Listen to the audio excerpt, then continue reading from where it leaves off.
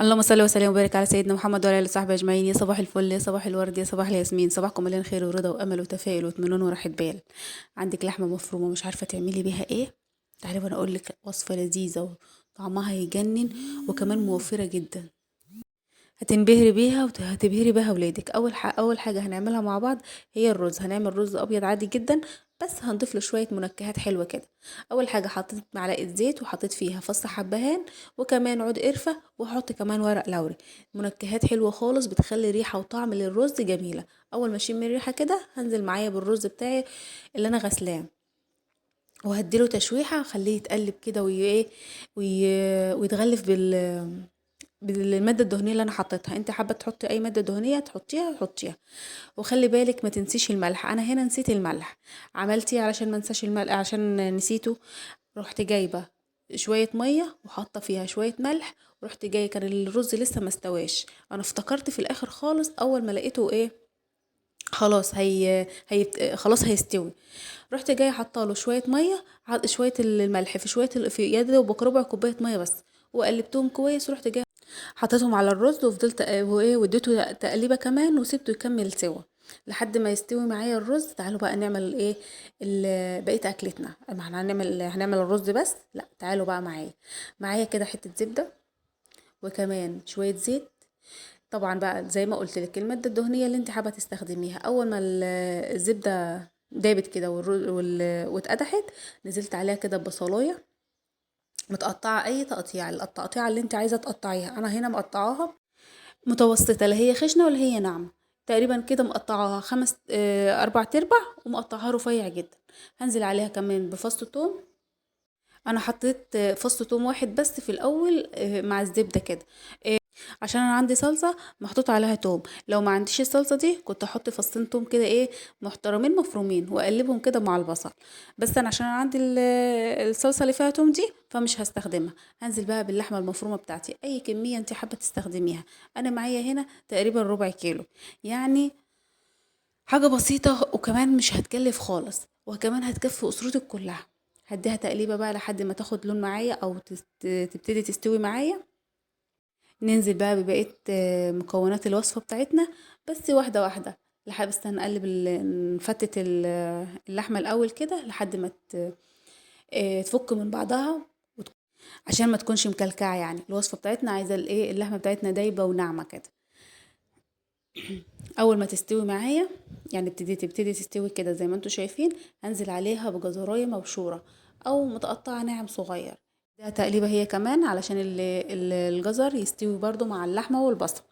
هنزل بقى هنا بالتوابل بتاعتي، التوابل بتاعتك اللي انت حابة تستخدميها. انا النهاردة هنزل بالملح، بس ما تنسيش الملح برضو.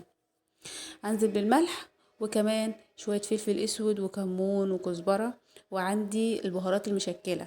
البهارات المشكلة دي فيها حبهان وجوز الطيب وقرفة وجنزبيل وورق لوري. طبعا مظبطه التوابل ومخليها ايه زي الفل. هنزل كمان بشويه كزبره وكمان شويه قرفه ناعمه. ليه؟ علشان تديني التوابل دي بتديني ايه نكهه حلوه قوي في الاكل، بتغير طعم الاكل وبتديله مذاق ونكهه حلوه قوي. بعد ما قلبتهم كده مع بعض وريحه التوابل كمان خدت مع اللحمه بتاعتي، هنزل كده بايه بشويه شويه فلفل الوان، فلفل احمر على اخضر على اصفر. طبعا لو ما عندكيش فلفل الوان حطي فلفل اخضر عادي، بس مش مشكله مش هتفرق يعني في الاكله، بس بتدينا مذاق حلو برضو يعني ايه، تدينا مذاق حلو في الاكل الفلفل الالوان. هنا بقى معايا ورقتين من الزعتر. طبعا ما عنديش زعتر فريش، استخدمي زعتر عادي او ممكن ما تستخدموهوش خالص، مفيش مشكله. هي يعني ايه خطوه اختياريه. انا حطيت كده قطعتهم وقلبتهم كويس كمان ادتني طعم هايل. تعالوا بقى للصلصه اللي محطوط عليها التوم ونزلتها عليهم كمان. طب ما عنديش صلصه، حطي معلقه كاتشب. ما عنديش كاتشب، حطي معلقه طماطم عاديه خالص مفرومه عاديه خالص او مبشوره، هتديكي برضو نفس المزاج.